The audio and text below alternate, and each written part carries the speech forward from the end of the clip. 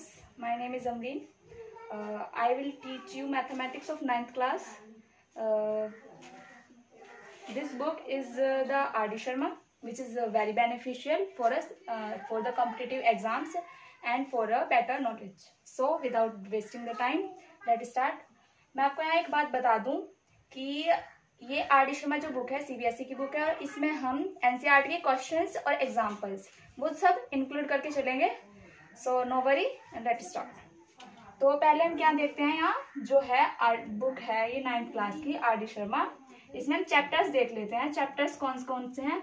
सो chapter 1 जो है, chapter 1 है number system.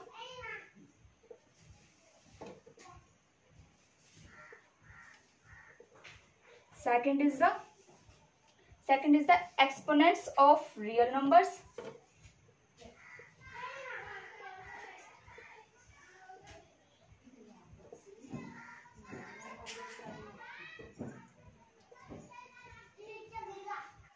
And third is the rationalization.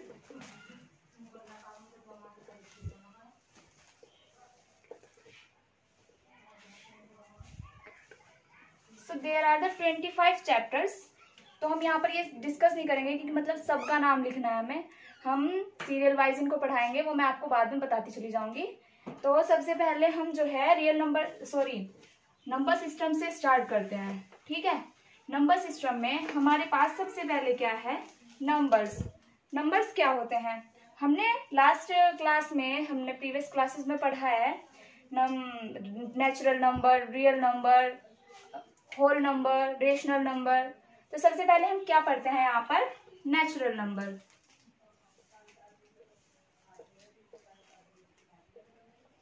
Natural numbers. तो नेचुरल नंबर बेसिकली होते क्या हैं. तो वैसे तो हम अगर अपनी समझ के अनुसार, अपनी समझ के अकॉर्डिंग हम कहना चाहें तो हम कह सकते हैं कि नेचुरल नंबर वो नंबर होते हैं जो हम काउंट कर सकते हैं, जो नेचुरली हो, जैसे 1 2 3 4 up to so on. So वो नंबर जो काउंट हो सकते हैं, we have to learn that 1 2 3 4 5 up to so on are counting numbers और natural numbers. Those numbers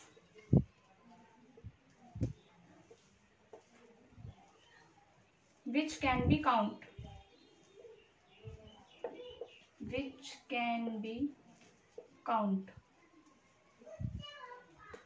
are called natural number.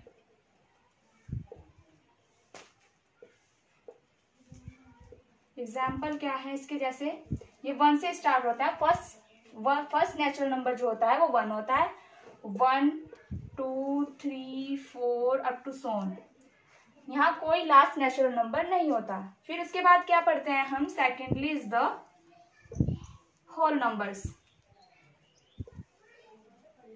Whole numbers यानी पूरी संख्याएं, पूर्ण संख्याएं, सबको हिंदी में बोल सकते हैं हम होल नंबर्स. अगर हम नेचुरल नंबर में जीरो को इंक्लूड कर दें, क्या अगर हम नेचुरल नंबर में जीरो को इंक्लूड कर दें तो वो क्या होता है, हमारा होल नंबर हो जाता है. ठीक है.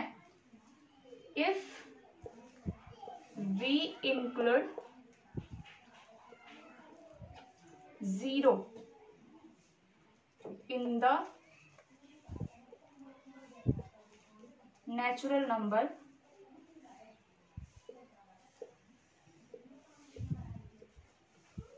देन द कलेक्शन, जो हमारे पास कलेक्शन आएगा,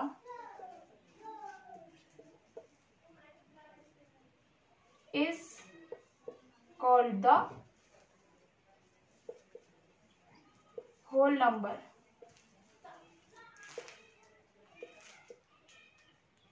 Sorry, yes.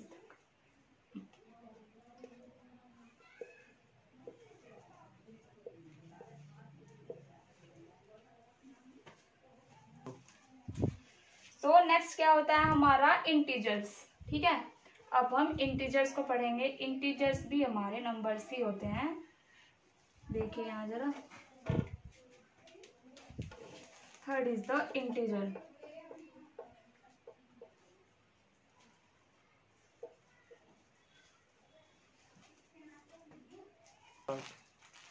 इंटीजर्स, इंटीजर्स क्या होते हैं? अगर मान लिया हमने नंबर लाइन पर, जैसे ये कोई नंबर लाइन है हमारी, ये इसमें हमने यहाँ 0 लिखा, 1 लिखा, 2 लिखा, 3 लिखा, 4 लिख दिया इनको, तो अगर हम इनके यहाँ पर मिरर रख दें इनके सामने तो ये हमें उल्टे दिखाई देते हैं जस्ट।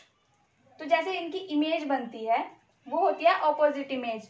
तो जो ऑपोजिट इमेज होती है वो नेगेटिवली होती है, और नेगेटिव जैसे यहाँ पर नेगेटिवली कैसे आएगी? -1, -2, -3 ऐसे।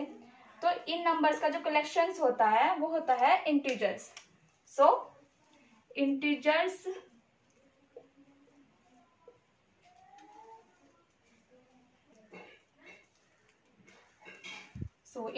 integers are the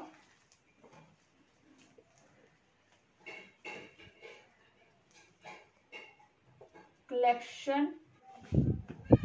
of natural number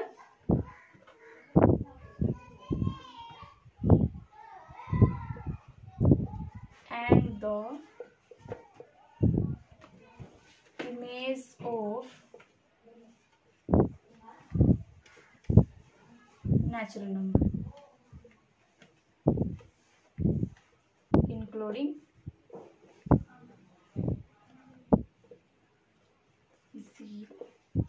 अच्छा हमने सॉरी मैं आपको ये बताना भूल गई कि नेचुरल नंबर को हम n से डिनोट करते हैं, होल नंबर्स को हम w से डिनोट करते हैं। जैसे ये लिखा मैंने, whole number is denoted by capital W, ठीक है। और इसका एग्जाम्पल क्या होता है? जैसे इसके एग्जाम्पल्स होते हैं 0, 1, 2, 3 अप टू 7, इन्फिनिटी तक हो सकते हैं, ये कोई लास्ट होल नंबर नहीं होता। तो इंटीजर्स ये होते हैं। और मैं रफ कर देती हूँ। इंटीजर्स को जो है जेड से शो करते हैं। We denote the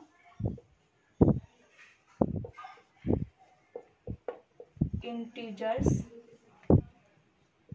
by capital Z, ठीक है। तो जेड इज इक्वल्स टू होगा -3, -3, -2, -1, 0, 1, 2, 3 अप टू 7, ठीक है। Fourth is the rational number.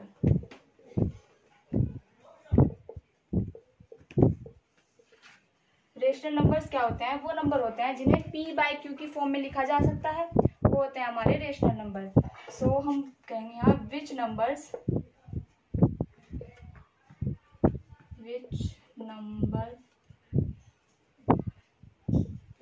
Can be written in the form of p/q। और यहाँ क्या होता है? कंडीशन होती है यहाँ where q not equal to 0, ठीक है। रेशनल नंबर को हम q से डिनोट करते हैं, एंड लिख दें, and denoted by q, capital Q, ठीक है। तो q इज इक्वल्स टू होता है p/q सच दैट क्या होता है? Where q not equal to 0, q 0 नहीं होता। सो q 0 क्यों नहीं होता हमारा? यहाँ q 0 को नहीं ले सकते। अगर q 0 हो जाएगा तो ये जो नंबर होगा वो इनफाइनाइट हो जाएगा, ठीक है। जब वो इनफाइनाइट हो जाएगा तो वो रेशनल नंबर तो रहेगा ही नहीं। तो अब हम क्या कह सकते हैं?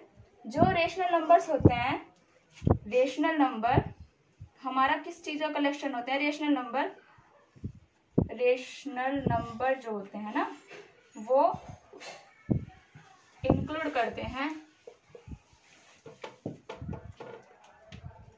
Includes natural number,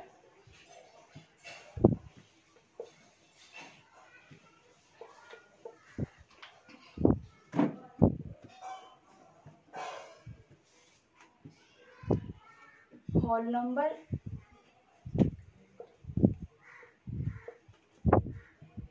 and integers.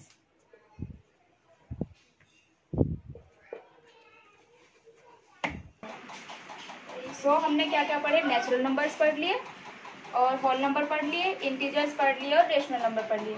अब हम इन पर बेसिकली जो है इन पर बेस्ड क्वेश्चंस करेंगे। सो हम इनको रफ कर देते हैं।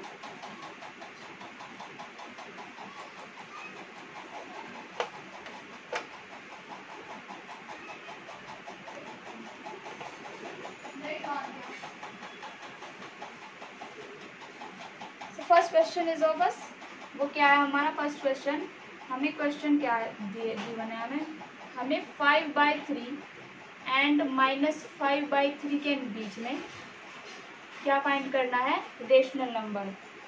रिप्रेजेंट 5/3 5/3 और -5/3 के बीच में हमें फाइंड करना है एक rational number. Find,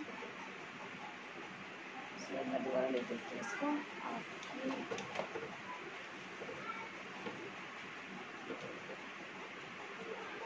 find a rational number in between of 5/3 and -5/3। तो हम इसका सॉल्यूशन करते हैं। अब मैं आपको बेसिकली एक चीज़ बता दूं, जब हम दो रेशनल नंबर के बीच में कोई रेशनल नंबर फाइंड करते हैं तो हम क्या करते हैं उसमें, मान लिया हमारे पास एक एक्स रेशनल नंबर है, एक वाई रेशनल नंबर्स हैं, आर 2 एक्स और वाई जो है हमने दो रेशनल नंबर सपोज कर लिए हैं, ठीक है। हमें इनके बीच में जब एक रेशनल नंबर फाइंड करना है तो हम क्या करते हैं, एक्स और वाई को प्लस करते हैं और उन्हें 2 से डिवाइड कर देते हैं, और ये जो न्यू नंबर हमारा बन के आता है ये y से तो लेस देन होता है और x से ग्रेटर होता है, तो ये x और y इन दोनों के बीच में आ जाता है। अब हम यहाँ पर इसका यूज करते हुए इस क्वेश्चन को सॉल्व करेंगे। तो सॉल्व कैसे होगा ये, आप ये हमें पता है 5/3 प्लस -5/3 डिवाइड बाय 2, ये होगा, ये क्या है हमारा फ्रैक्शन है 5/3 एंड -5/3। इसको ऐड करना हम बहुत पहले सीख चुके होते हैं 5th क्लास में, तो इन्हें हम क्या करेंगे 5/3 -5/3 इनका जो डिनोमिनेटर है वो सेम है, तो हम इसको लिखते हैं 5/3 -5/3 अपॉन 2। तो 5/3 और -5/3 ये तो हमारा 0 हो जाएगा, तो हम इसको लिखते हैं 0/2 और ये हो जाएगा 0, ठीक है। अब हम ये देखें कि ये 0 आया हमारा, 0 तो कोई रेशनल नंबर होता ही नहीं, क्योंकि 0/0 0/1 ऐसे कुछ होना चाहिए। तो हम यहाँ ये ध्यान देने वाली बात है कि अगर 0/0 किसी भी संख्या के किसी भी नंबर के नीचे अगर हम 0 लिख दें तो वो नंबर इनफाइनाइट हो जाता है, लेकिन यहाँ 0 आया है, 0 को हमें किसकी रेशनल नंबर की फॉर्म में लिखना है, रेशनल नंबर की फॉर्म में। तो अगर हम 0 को 0/1 लिख दें ऐसे 0/1, ये क्या है हमारा एक रेशनल नंबर और इसे कोई इफेक्ट नहीं पड़ता, ये 0/1 हमारा 0 ही होता है, ठीक है। तो 0/1 इज इक्वल्स टू आया p/q, और यहाँ क्या है q जो है 0 नहीं है, ये कंडीशन भी अप्लाई हो चुकी है हमारी, और ये दोनों ही जो है हमारे क्या है इंटीजर्स हैं, ठीक है। 0 p and q are integers. तो ये हमारा फर्स्ट क्वेश्चन का सॉल्यूशन हुआ। अब हम सेकंड क्वेश्चन देखते हैं। सेकंड क्वेश्चन इज हमारा क्या है, find a rational number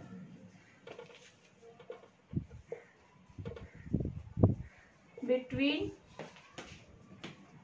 -2 and 6।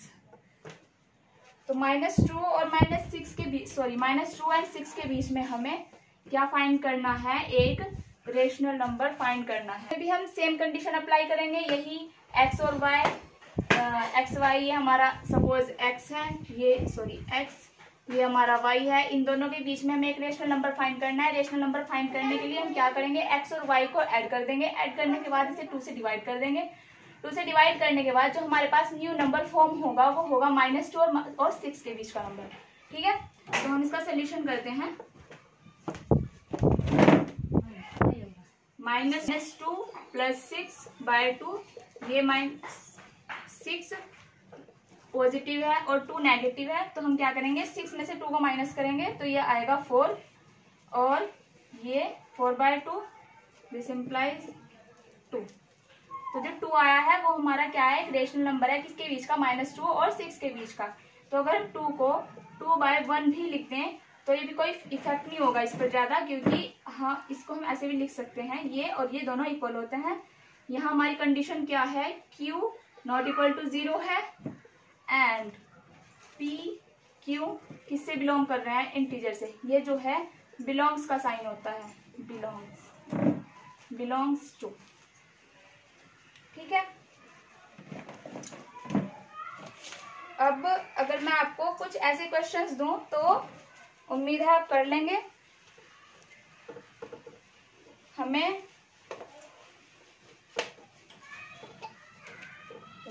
आपको कुछ क्वेश्चंस दे देती हूँ, ठीक है। जैसे फाइंड और रेशनल नंबर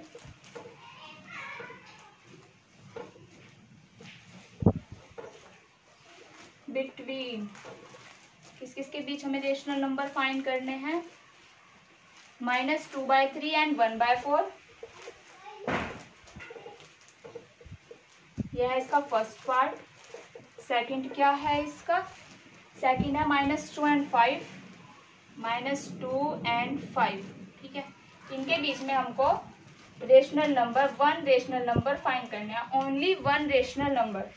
तो ये आपके 2 क्वेश्चन आपको खुद करने हैं। नेक्स्ट क्वेश्चन मैं आपको करा रही हूँ, फाइंड 3 रेशनल नंबर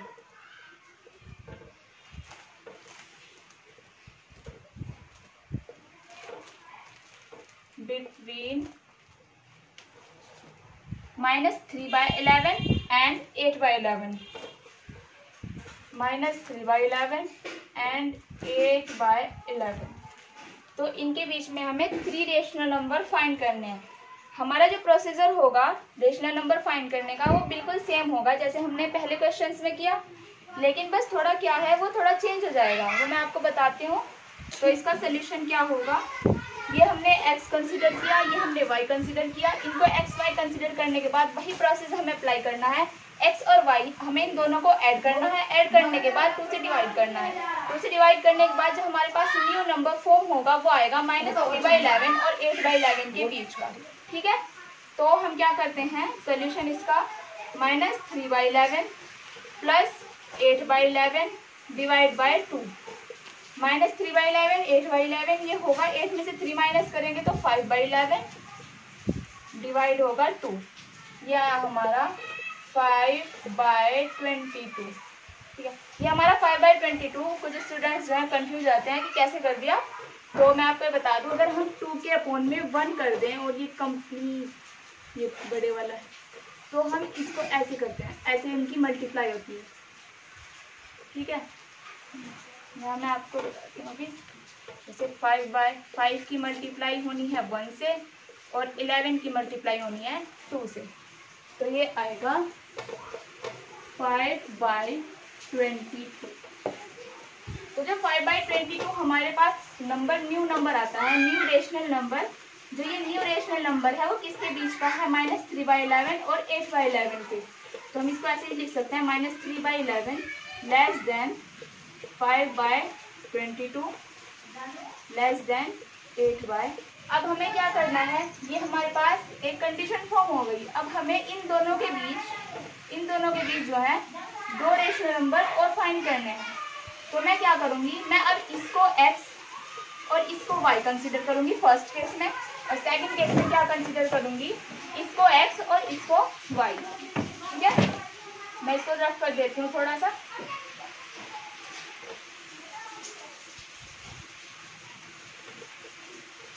क्या थी मेरे पास कंडीशन, क्या आई थी, -3/11 लेस देन 5/22 लेस देन 8/11, ठीक है।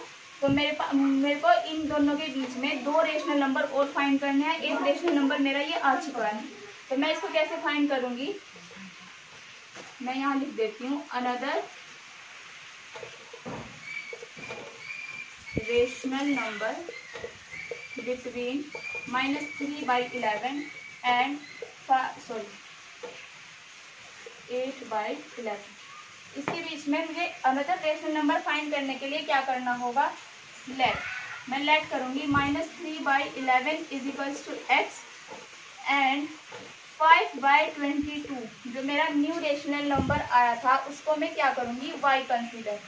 इन दोनों को x और y कंसीडर करने के बाद मेरे को सेम वही प्रोसेस अप्लाई करना है। वो क्या है, मैं इनको ऐड करूंगी x और y को, -3/11 प्लस 5/22 और इसको 2 से डिवाइड कर दूंगी। ठीक है, इसका डिनोमिनेटर 11 है, इसका 22 है। इनको सेम करने के लिए इसका या तो एलसीएम ले लो या फिर क्रॉस मल्टीप्लाई किसी भी तरह से आप सॉल्व कर सकते हो।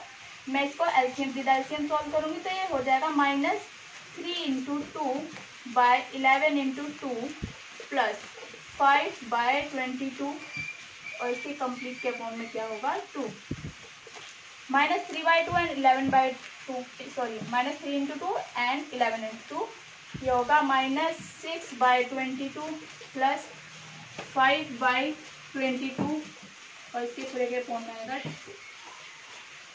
मैं थोड़ा यहाँ से रख कर दूँ इसको, -6/22 एंड 5/22 ये कैसे होना है, -6 और 5 आएंगे -1 माइनस इसलिए आया क्योंकि जो ग्रेटर नंबर है मेरा वो -6 है और 6 के आगे जो साइन है वो माइनस का है, तो हम इसके आगे जो है माइनस लगाएंगे, -1/22 और अपॉन में 2, तो ये आएगा -1/44। ठीक है, फिर -1/44 अनदर रेशनल नंबर आ गया। अब मेरे पास दो नंबर आ चुके हैं, एक तो 5/22, एक आया है -1/44 और मेरे को जो है अनदर रेशनल नंबर, तीसरा रेशनल नंबर इन दोनों के बीच में फाइंड करना है, -3/11 और 8/11 के बीच में। तो मैं क्या करती हूँ, अब सेकंड केस में किसमें क्या लेती हूँ, सेकंड केस लिया मैंने 5/22 को x कंसीडर किया एंड 8/11 को y कंसीडर किया। इस प्रोसेस में मैं फिर से वही सेम प्रोसेस अप्लाई करूंगी, 5/22 और 8/11 को ऐड करने के बाद इसको 2 से डिवाइड कर दूंगी। तो देखिए 5/22 प्लस 8/11 अपॉन 2 ये होगा 11, इसमें मैं यहीं के यहीं मल्टीप्लाई कर दूँ, 5/22 प्लस 8/22 ये होगा 5 प्लस 8 2 16/22 अपॉन 2 ये होगा 16 और 5 21/22 और इसके कैपिटल में 2, तो 21/22/2 इसको हम कैसे सॉल्व करेंगे, वही इसके अपॉन में 1 करके इसको यहाँ मल्टीप्लाई, इसको यहाँ मल्टीप्लाई, ये आएगा मेरा 21 × 1 एंड 22 × 2 दैट इज 21 × 1। 21 की जब 1 में मल्टीप्लाई करेंगे तो 21 और 22 की जब 2 में मल्टीप्लाई करेंगे तो ये आ जाएगा 44, तो ये आएगा 21/44। तो मेरे पास है तीन रेशनल नंबर -3/11 और 8/11 के बीच फाइंड हो चुके हैं, वो है 5/22, 1/44 एंड 21/44। ठीक है,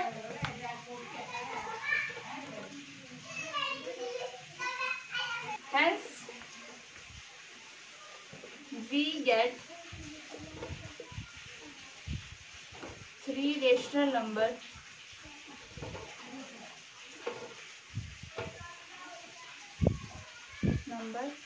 between -3/11 and 8/11। वो क्या है, सबसे फर्स्ट था हमारा 5/22, second is the -1/44 and third is the 21/44। इसी तरीके से हम 3, 4, 5, 6, 7 मतलब कितने भी रेशनल नंबर हम फाइंड कर सकते हैं। अगर मैं आपको ये कहूँ कि -3/11 और 8/11 के बीच में मुझे 10 रेशनल नंबर फाइंड करके दीजिए, ठीक है, तो अगर मैं ये प्रोसेस अप्लाई करूँगी तो बहुत ज़्यादा लेंथी हो जाएगा। मैं इस प्रोसेस को अप्लाई ना करके मैं आपको एक दूसरा वे बताती हूँ इसको सॉल्व करने का, और वो क्या है देखिए, मैं इसको रफ कर देती हूँ इसको।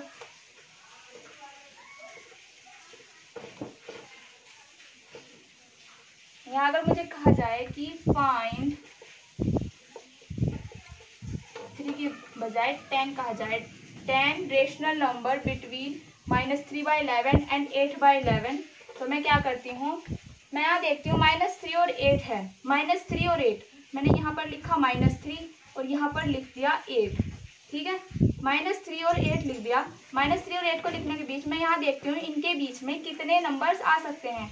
यहाँ आएगा 3, -3 से छोटा होता है -2, सॉरी -2 बड़ा होता है -3 से, फिर यहाँ -1, फिर 0, 1, 2, 3, 4, 5, 6, 7 एंड 8। अब मैं काउंट करूं अगर ये नंबर्स कितने हैं, 1, 2, 3, 4, 5, 6, 7, 8, 9, 10, ये तो बेसिकली 10 ही हो रहे। और देखो हमने बहुत ही हम 5th क्लास में पढ़ते हैं लाइक फ्रैक्शंस, अनलाइक फ्रैक्शंस, ठीक है। लाइक फ्रैक्शंस कौन से होते हैं, जिनका डिनोमिनेटर सेम होता है वो होते हैं लाइक फ्रैक्शंस, जिनका डिनोमिनेटर डिफरेंट होता है वो होते हैं अनलाइक फ्रैक्शंस, ठीक है। अगर मैं उन लाइक फ्रैक्शंस को कंपेयर करूं, मान लिया मेरे पास 5/2 है और 7/2 है, ये क्या है, दोनों लाइक फ्रैक्शंस है, ये लाइक फ्रैक्शंस है। और अगर मैं लाइक फ्रैक्शंस को 2 और 7/2 ये दोनों क्या है, लाइक फ्रैक्शंस है। और अगर मैं इनको कंपेयर करूं, कंपेयर करने का तरीका इनको क्या होता है, जब मेरा डिनोमिनेटर सेम है, तो मैं न्यूमरेटर को कंपेयर करूंगी, न्यूमरेटर में जो भी ग्रेटर होगा वही जो होगा बड़ा होगा। तो अगर मैं 5/2 और 7/2 कंपेयर करूं तो ये ऐसे आएगा, 7/2 जो होगा वो ग्रेटर होगा। तो इसको बताने का मेरा मेन रीजन क्या है कि मैं इन सब के भी को, अगर मैं इन सब को, ये फ्रैक्शन है -3/11 और 8/11 लाइक फ्रैक्शन है, तो मैं -3/11 और -2/11 इनको कंपेयर करूं तो यही तो ग्रेटर आएगा -2/11, क्योंकि -2 जो होता है वो -3 से ग्रेटर होता है। मैं अगर इधर को इंक्रीज करूंगी, इसको इधर को जाऊंगी, नंबर लाइन पर राइट साइड जाऊंगी, तो राइट साइड इंक्रीजिंग ऑर्डर में मेरे फ्रैक्शंस आएंगे। तो इंक्रीजिंग ऑर्डर में जब आएंगे तो मैं इसको लिख सकती हूँ -1/11, 0/11, 1/11, 2/11, 3/11, 4/11 अप टू सो ऑन। और अगर मैं इनको कंपेयर करूं तो ये आएगा, ये इनसे ग्रेटर होते जाएंगे, अप टू सो ऑन क्या आएगा, 8/11। और अगर मैं इन सबको काउंट करती हूँ तो ये जो है 10 फ्रैक्शंस, 10 नंबर हैं, इसके बीच में 10 इंटीजर आए हैं, तो 10 ही फ्रैक्शन आए हैं। और जो 10 फ्रैक्शंस आए हैं वो क्या है, -3/11 और 8/11 के बीच के फ्रैक्शन है, यानी रेशनल नंबर है। और हमें क्या फाइंड करना था, -3/11 और 8/11 के बीच में हमको 10 रेशनल नंबर फाइंड करने थे, जो कि हमारा सोल्यूशन हो चुका है, ठीक है। आई होप कि आपको स्टूडेंट्स जो हैं पूछ सकते हैं, उनका क्वेश्चन हो सकता है कि -3/11 और 8/11 के बीच तो ये नंबर लाई कर रहे हैं, और ये नंबर जो है -3/11 और 8/11 के बीच तो कहीं है ही नहीं। तो अगर हम इनको डिवाइड करके देखें तो ये नंबर्स जो है इन नंबर्स के बीच ही कहीं ना कहीं लाई करेंगे, ठीक है। अगर आपको कंफ्यूजन हो तो आप ये करके देख सकते हो, अदरवाइज इसकी कोई जरूरत नहीं है, ये बिल्कुल आपका करेक्ट आंसर है, ये भी और ये भी, ठीक है। इसी तरह हम एक एग्जांपल और लेते हैं, ये है हमारा -3/13 एंड 9/13। हमें जो है इनके बीच में 100 रेशनल नंबर फाइंड करने हैं। मैं यहाँ लिख दूं, फाइंड 100 रेशनल नंबर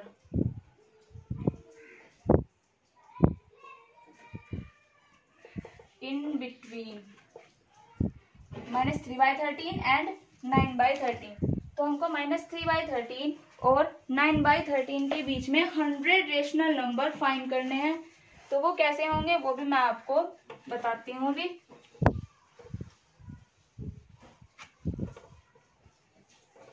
चलो पूरा रफ कर दो। या में क्या करना है, 100 रेशनल नंबर किसके बीच में -3/13 एंड 9/13, -3/13 एंड 9/13।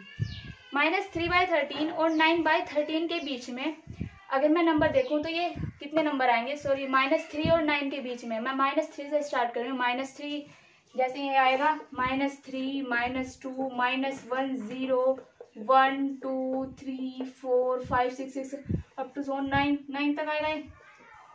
तो ये जो है मैं कितना भी इनको काउंट कर लूँ, ये जो है ये क्वांटिटी 100 तो नहीं हो सकती किसी भी केस में। तो मैं अगर मुझे एग्जाम में आ जाए क्वेश्चन कि इनके बीच में इतने रेशनल नंबर, अगर आपको छोटा सा क्वेश्चन दे दिया जाए कि 1 रेशनल नंबर फाइंड करो या 2 रेशनल नंबर फाइंड करो, तो आप वही सेम प्रोसीजर अप्लाई करेंगे।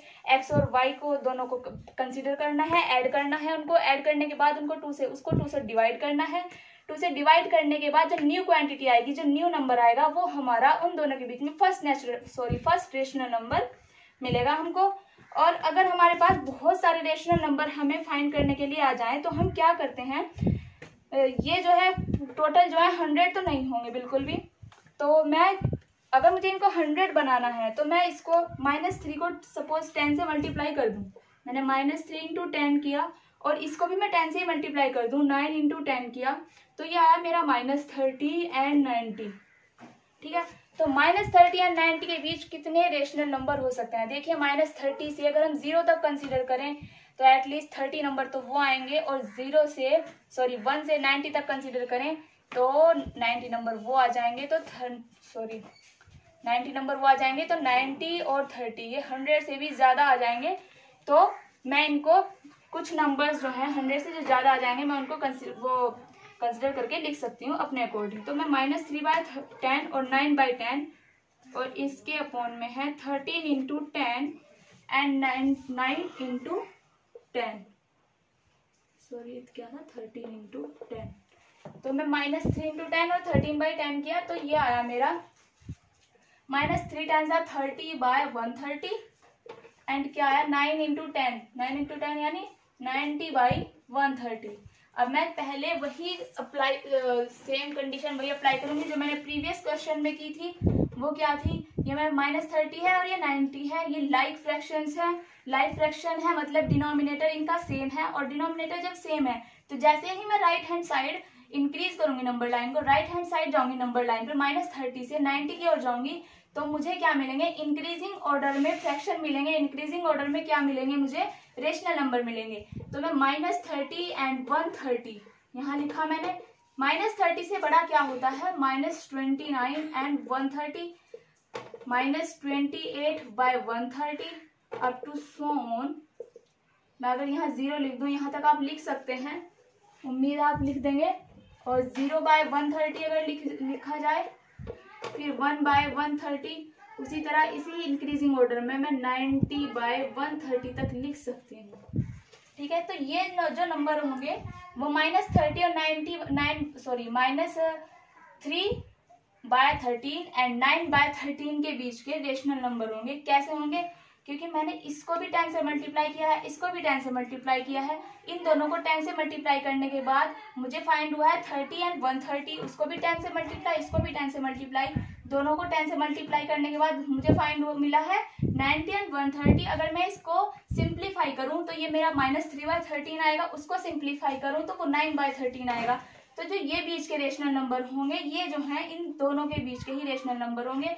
तो मैं इसको ऐसे भी लिख सकती हूँ, -30/130 less than -29/130 less than -28/130 up to so on less than 0/130 less than 1/130 up to so on less than 90/130।